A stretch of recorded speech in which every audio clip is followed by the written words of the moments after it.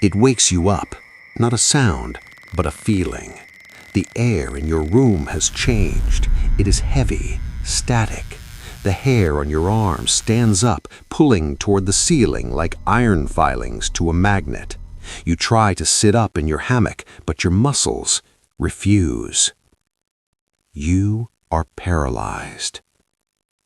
Outside, the Amazon jungle is screaming. The cicadas, the frogs, the howler monkeys, they are deafeningly loud. And then, in a single heartbeat, silence. Total, absolute silence. The jungle didn't just stop, it is hiding. That is when the roof of your hut turns transparent. A light. A beam of focused blue-white light, no thicker than a coin, pierces through the palm thatch roof. It doesn't break the tiles, it passes through them.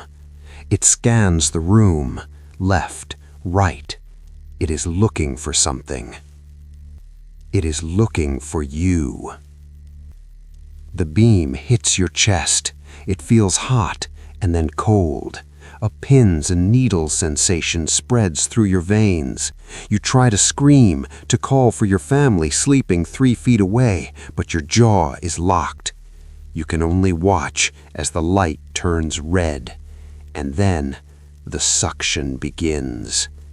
You feel your life, your vitality being pulled out through your skin. This is not a scene from a science fiction movie. This is a medical report filed by a frightened doctor in the Amazon Delta in October of 1977. Welcome to the jungle. Welcome to Operation Saucer. To understand the horror of what happened in 1977, you first have to understand the battlefield. The Amazon is not a forest. It is an ocean of green that wants you dead.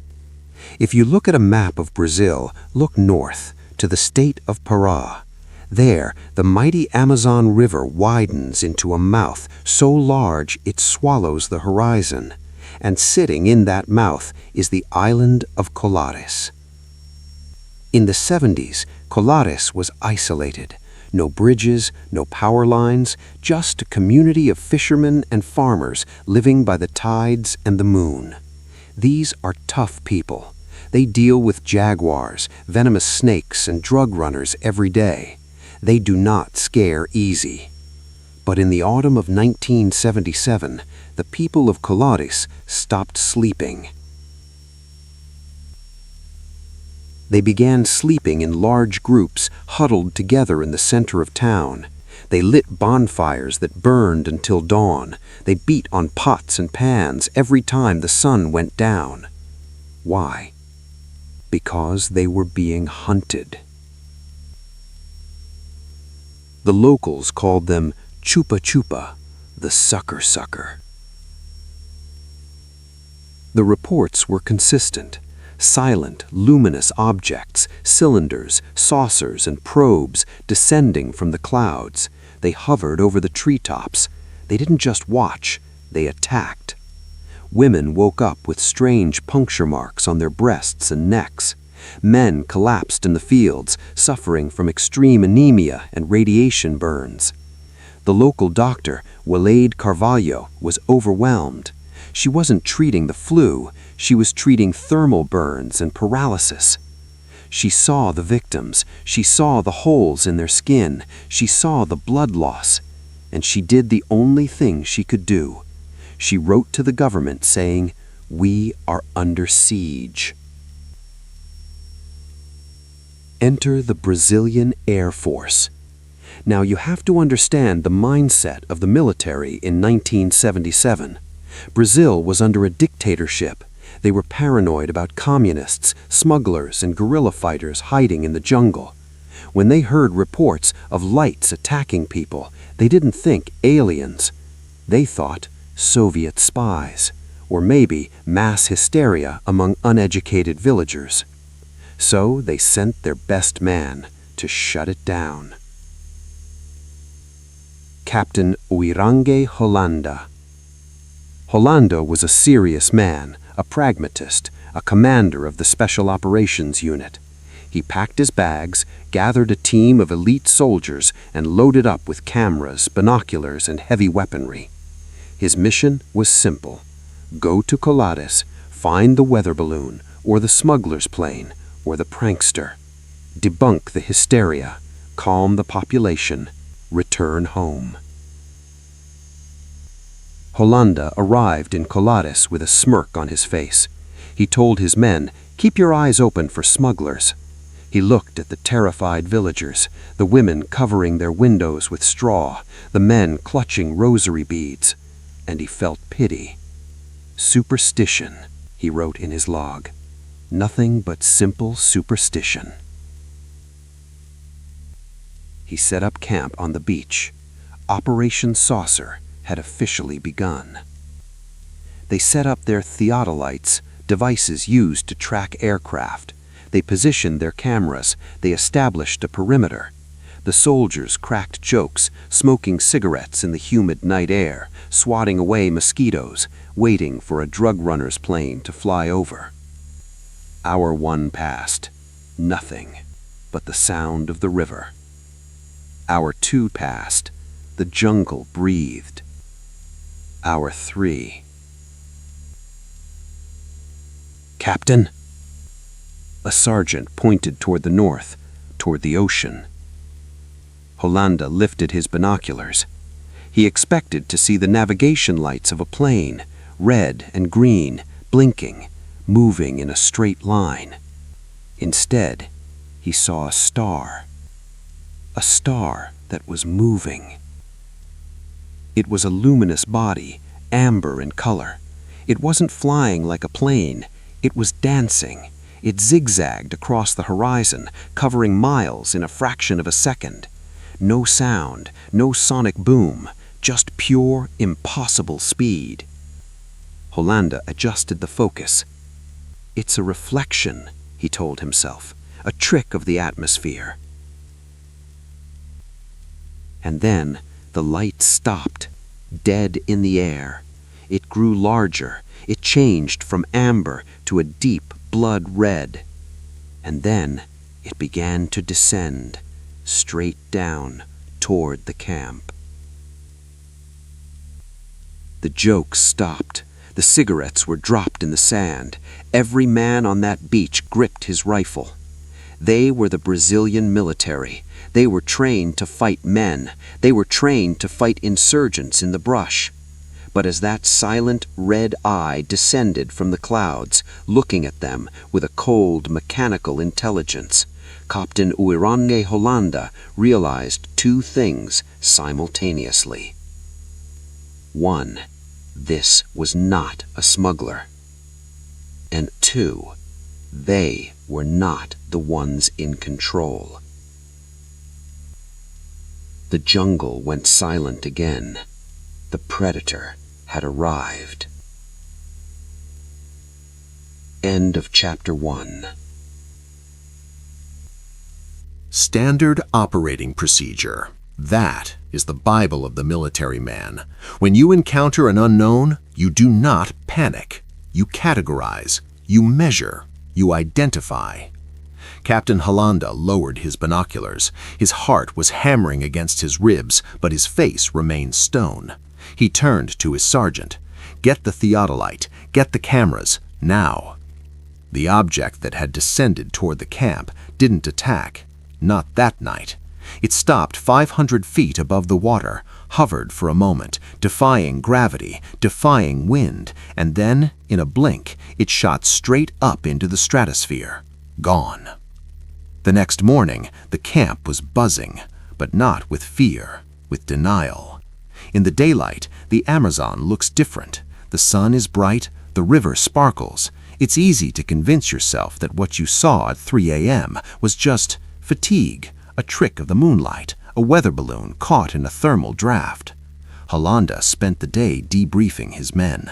"We are looking for aircraft," he reminded them. "Smugglers use quiet engines, gliders. That's what we saw." He was lying, and he knew it.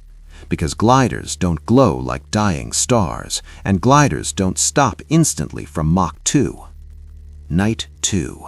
The sun dips below the canopy. The darkness in Colares is thick. It has weight.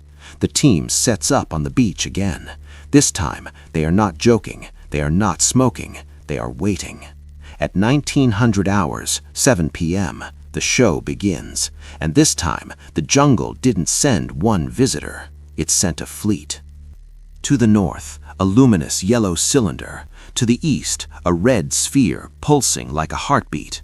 Above them, a massive silent disk, darker than the night sky, blocking out the stars. Hollanda grabbed the radio. He tried to contact headquarters in Belém. Code red, unidentified traffic, multiple bogies. But the radio was dead, just static. Not the static of a broken antenna, the static of interference, a rhythmic metallic screeching coming through the speakers. Screech, screech, screech. "Take the photos," Hollanda yelled. His men scrambled. They were using high-end spectra film. They had powerful telephoto lenses. The sergeant aimed at the yellow cylinder hovering over the tree line. Click, click, click. As they watched, the objects began to perform. That is the only word for it. It was a performance.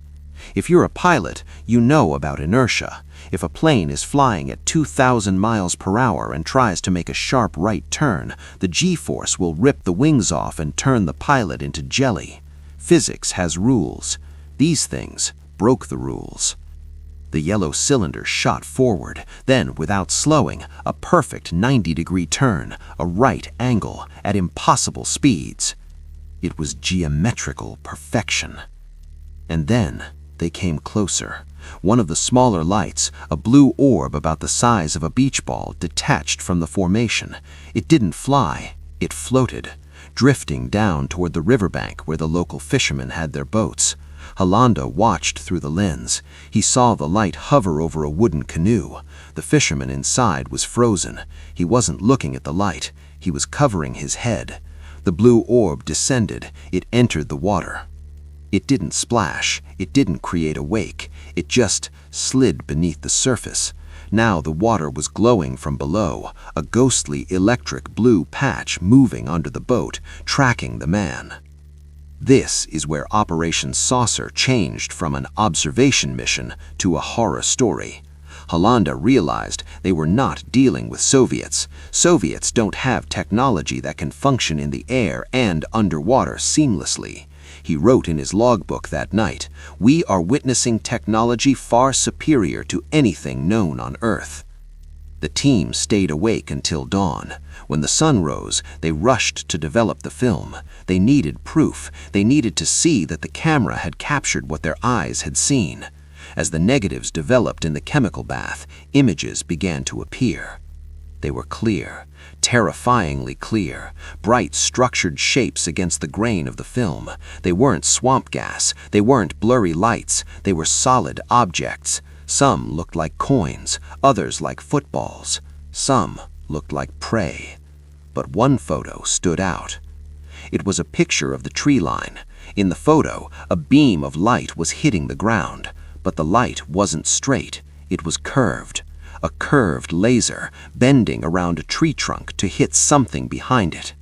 Captain Hollanda held that photo. His hands were shaking. He lit a cigarette, the smoke curling up into the humid air. He looked at his sergeant. "They aren't just flying, Sergeant," he said quietly. "They are scanning." "Scanning for what, sir?" the sergeant asked. Hollanda looked out at the jungle, at the terrified village of Colares, and then at his own men. Specimens. The mission parameters had just shifted. They were no longer the hunters. The Air Force, with all their guns and their arrogance, were just another animal in the ecosystem, and the apex predator had just noticed them. There is a specific smell that fills a military camp when discipline begins to break. It is a mixture of stale tobacco, unwashed uniforms, and adrenaline. It is the smell of men who are used to being the predators, realizing they are now the prey. By the second week of Operation Saucer, the Brazilian Air Force was no longer hunting, they were hiding. Captain Holanda noted in his journals that the psychological toll was becoming unmanageable. His men, elite Special Operations Commandos, were starting to crack. Why? Because the lights were toying with them. You would be on guard duty, staring into the black canopy. You would feel eyes on the back of your neck. You turn around, nothing. You turn back, and there it is, a glowing orb hovering silently just 10 feet away. It waits for you to raise your rifle, and the millisecond your finger touches the trigger, pop. It vanishes. It reappears 50 yards to the left. It was a game of cat and mouse, and the humans were the mice. November 1st. A patrol boat is sent out onto the river. The mission is to secure the perimeter near the Bahia do Sol. The water is black glass. The moon is obscured by clouds. Private Silva is manning the rear of the boat. He is holding a flashlight, scanning the tree line. He hears a hum, not a mechanical engine. It sounds like a beehive inside his own head. He shakes it off. He thinks it's the humidity, the fatigue. Then the water around the boat begins to boil. Not from heat, from vibration. Silva screams, "Contact!" Above them, a cylinder of light descends from the clouds. It doesn't drift this time. It drops like a stone. It stops 20 feet above the water, illuminating the boat in a blinding white glare. The soldiers raise their weapons, Uzi submachine guns, rifles, but they can't fire. This is the detail that keeps me up at night. They didn't fire because they couldn't move their fingers. The light wasn't just illumination, it was a physical force field, a heavy, gelatinous pressure that pinned them to the deck of the boat. Silva described it later as swimming in glue. He watched, paralyzed, as a smaller beam, thin, red, and precise, detached from the cylinder. It moved across the boat. It touched the engine died. It touched the radio sparked and melted. Then it touched Silva. It hit him in the thigh. He expected to burn. He expected his leg to catch fire, but it didn't burn. It felt like suction, like 1,000 microscopic needles piercing his skin and pulling. He watched his own veins bulge. He watched the color drain from his skin as if a vampire was drinking from him from 20 feet in the air. Then, just as quickly as it arrived, the cylinder shot upwards. The pressure lifted. The darkness returned. The boat was dead in the water. The men were gasping for air, trembling, soaked in sweat. They looked at Silva's neck. There was no blood, not a drop, just a cluster of tiny purple circles, puncture marks. When they dragged him back to camp, Captain Holanda didn't call headquarters. He called the local doctor, Wilade Carvalho. She walked into the military tent, looked at the soldier's leg, and looked at Holanda with tired, terrified eyes. She said, "See, Captain, now you look just like us."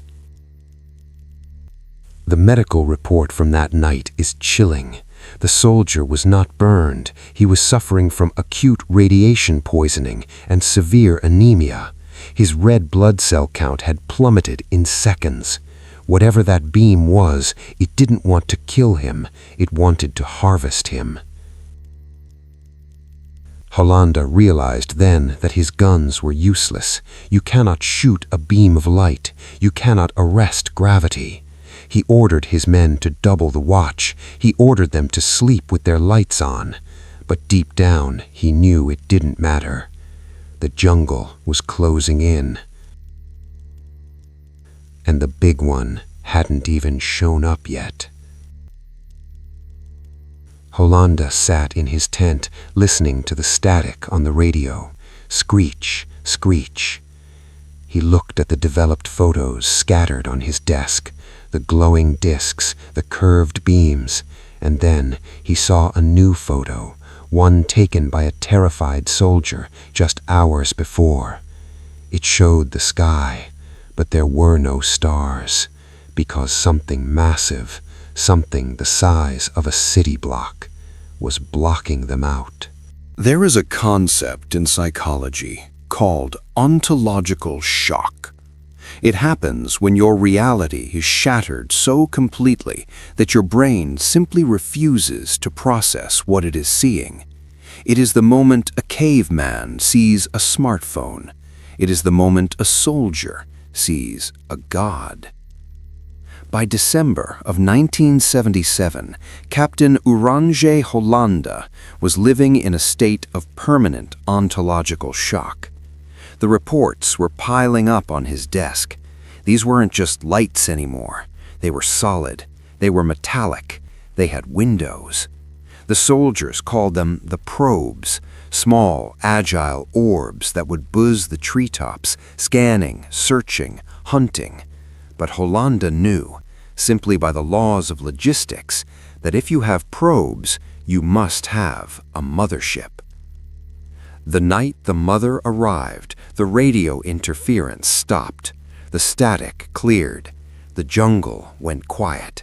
But it wasn't a peaceful silence. It was the silence of an empty room. Holanda was on the beach at Baía do Sol. He was looking north over the dark water of the estuary. First, he felt it in his chest, a vibration, low frequency, so deep it made his teeth ache. Then he saw it. Slow and emphasis. It rose out of the water like a rising moon, but it wasn't round. It was massive, football field massive, cylindrical, dark, and terrifyingly silent.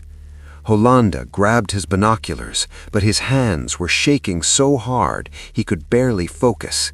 This object, this mothership, hovered just a few hundred feet over the river. It was the size of a 30-story building turned on its side. And then the doors opened. Holanda watched as the smaller orbs, the ones that had been terrorizing the villagers for months, flew toward this massive object. They didn't slow down. They flew straight into the side of the hull, merging with it, like drops of water returning to the ocean. He was watching a carrier refueling its fleet. Holanda turned to his men. These battle-hardened commandos were weeping, not crying out loud, just standing there, rifles hanging limp at their sides, tears streaming down their faces. They weren't scared of dying anymore. They were scared of existing in a universe where this was possible. But the horror wasn't over. The object began to move toward them. It stopped, right over the beach. It was close enough that Holanda could see the hull. He described it later not as metal, but something organic, like dark, polished skin. And then he saw the occupant. In the center of the craft, a light turned on, a window or a portal. Standing there, looking down at the Brazilian military, was a figure. It was humanoid, tall. It wore something that looked like a tight-fitting suit. It wasn't a monster. It wasn't a gray alien with big black eyes. It looked strangely human. Holanda stared at the figure through his binoculars. The figure stared back. And then the entity did something that haunts me more than any laser beam or radiation burn. It didn't attack. It didn't scream. It raised its hand and it waved. It waved at him. Think about the arrogance of that gesture. If you walk past an anthill, you don't declare war on the ants. You don't fear the ants. You might step on a few. You might study a few. And if the ants look up at you, you might wave. because you know they can do absolutely nothing to stop you. Hollanda snapped out of his trance. He screamed, "Film it! Film everything!" The cameras rolled. The Super 8 film purred. They captured hours of footage. They captured the mothership. They captured the smaller probes entering and exiting. They captured the lights turning the night into day. They had the proof. They had the smoking gun. They had evidence that would change human history forever. Hollanda felt a surge of triumph. He had done his job. He had the photos, he had the medical reports of the victims, he had the film reels. He was going back to Brasilia, slap this evidence on the general's desk, and the world would finally know the truth. He was naive. He didn't realize that the only thing more dangerous than the lights in the sky were the men in the shadows back home. As the mothership ascended, shooting straight up into the cosmos and leaving a thunderclap that shattered windows in the village, Hollanda sat down in the sand. He lit a cigarette. His hand was steady now. He thought he had survived the war. He thought Operation Saucer was a success. He was wrong. The lights were gone, but the cover-up was just beginning. October 2nd, 1997. A quiet Sunday morning in the coastal town of Cabo Frio. The house is silent. Captain Uyaranj Hollanda's daughter goes upstairs to check on her father. The interview, the one where he exposed 20 years of military secrets, had just been recorded. He had seemed lighter, unburdened. She opens the door to his bedroom. She finds him. The captain is dead. He is hanging by the neck from the bedpost, using the belt of his own bathrobe. The official coroner's report: asphyxiation by suicide. Suicide. That is the official story. But ask yourself this. A man waits 20 years to tell his story. He finally breaks his silence.